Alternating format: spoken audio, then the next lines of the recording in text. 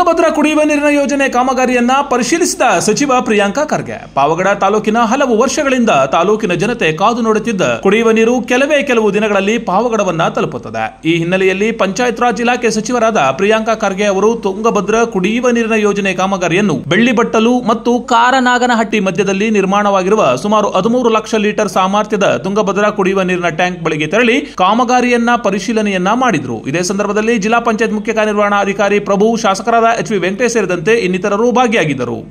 ತಾಂತ್ರಿಕವಾಗೂ ಹಾಗೂ ಆರ್ಥಿಕವಾಗಿ ಇವತ್ತು ನಾವು ಇಲ್ಲಿ 2132 ಕೋಟಿ ರೂಪಾಯಿ ಖರ್ಚು ಮಾಡಿ ಚಳ್ಳಕೆರೆ ಮತ್ತು ನಮ್ಮ ಪಾವಗಡ ತಾಲೂಕುಗಳಿಗೆ ಆಲ್ಮೋಸ್ಟ್ 1132 ಹ್ಯಾಬಿಟೇಷನ್ಸಿಗೆ 38 ಹ್ಯಾಬಿಟೇಷನ್ಸಿಗೆ ನಾವು ಇವತ್ತು ನೀರು ಕೊಡುವಂಥ ಕೆಲಸ ಮಾಡ್ತಾ ಇದ್ದೀವಿ.